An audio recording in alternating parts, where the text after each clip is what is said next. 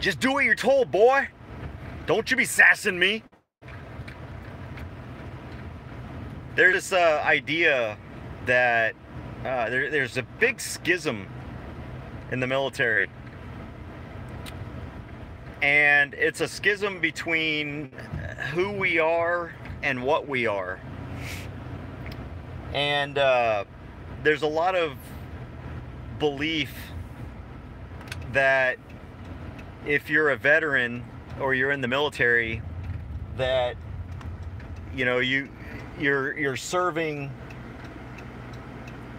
corporate interests and all this other kind of nonsense, and you're fighting for oil and all that. And that might be true to some extent. Soldiers fight for politicians, let's make that very clear. However, there are a lot of veterans that serve, and they do so for the right reasons. When I joined the military, I was kind of a pain in the butt on one hand for my recruiter, because I didn't just kind of buy everything hook, line, and sinker. As a matter of fact, when I joined the military, I actually took the contract home and I read every page of the contract that I was signing, and even looked up a lot of the executive orders that are mentioned in the contract. So if you ever look at an enlistment contract, I don't remember how many pages. I think it's like 10 pages long or something like that. It's pretty long, and most of it's pretty boring. But one of the things I wanted to make sure I did if I was going to join the military, because I was a very independent person.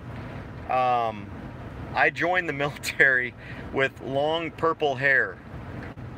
So if that doesn't tell you that I wasn't your average soldier, I don't know what will. But there are a lot of people who join like me for very altruistic reasons, and that is because when we take that oath to support and defend the Constitution of the United States, that oath means something. Because I did want to join the military to protect and defend our American way of life and American constitutional principles and all those things.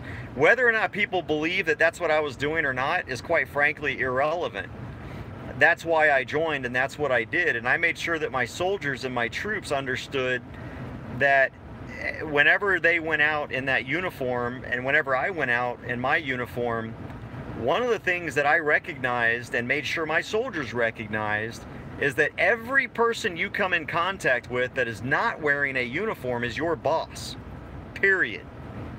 As a public servant, when you are a soldier or you work for the government, every person with whom you come into contact with is your boss, and you need to treat them accordingly. And so I always treated everyone with respect, and I always made sure that I was on my best behavior when I was wearing my uniform, and I made sure my soldiers did the exact same thing, because we're the servants. We are the people who are working for everyone we come in contact with. And so what really drives me nuts is, and this comes from a letter today in the Temple Daily Telegram that was in today's paper, which is the 18th, and someone wrote a letter because I had written a letter about gun-free zones, and the letter writer, who apparently just doesn't like me, which I'm okay with, they say if you're taking flack, you're over the target, took offense with the fact that I have been so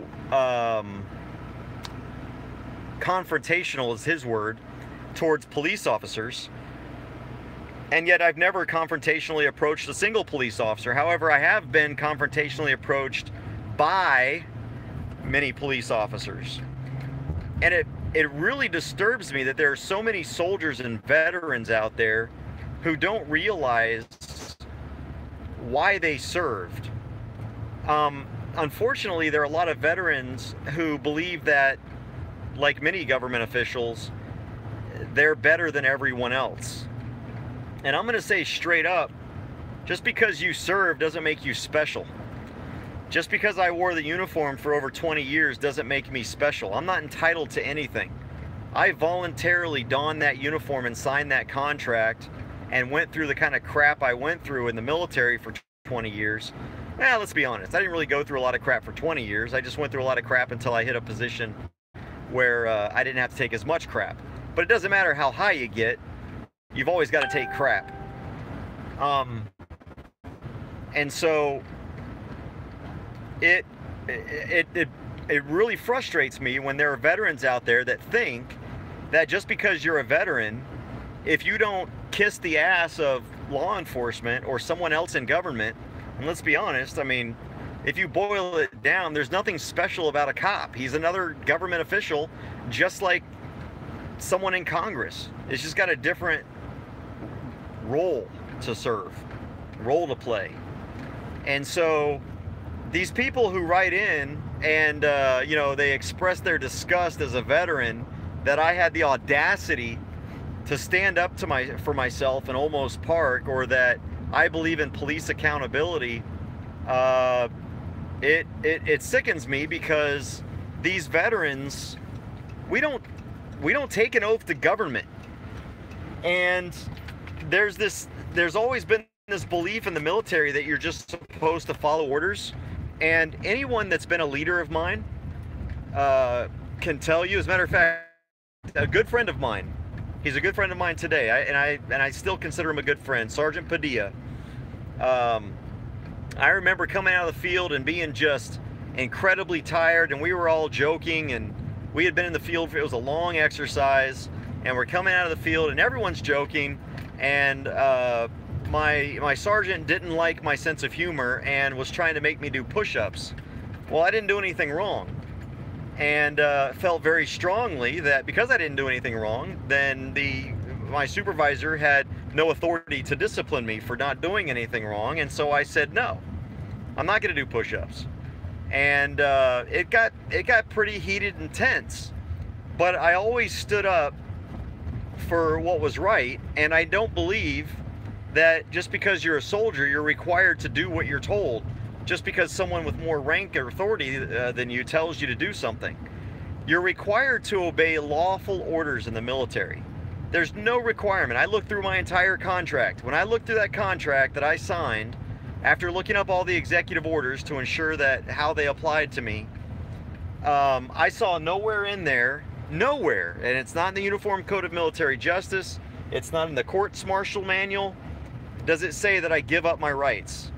This idea that soldiers give up rights just because they join the military is absolutely not true.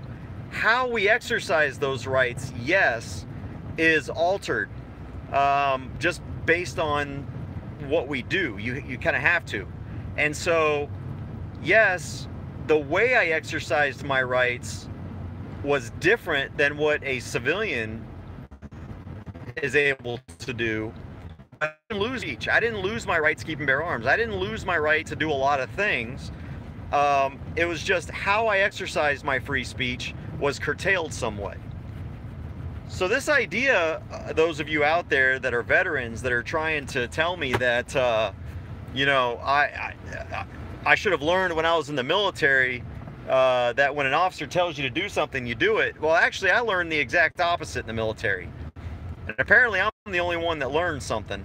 But I learned in the military that you obey lawful orders, and that it's our duty to disobey unlawful orders.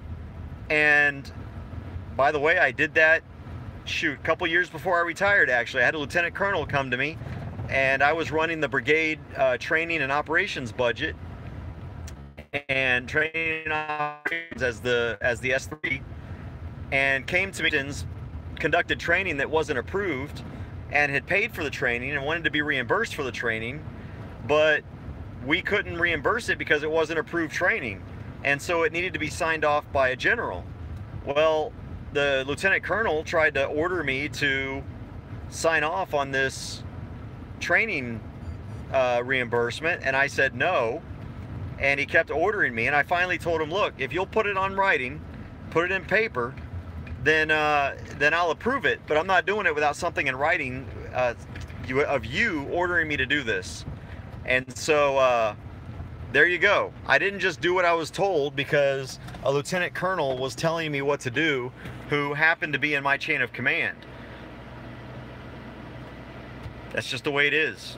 And so soldiers and cops who think that just because you're a cop or a soldier, you're required to follow orders no matter how unjust, unconstitutional, unlawful, or immoral they are, then you're the problem. You are the problem. Stay safe, everybody. Be safe. Be free. Take care, and God bless.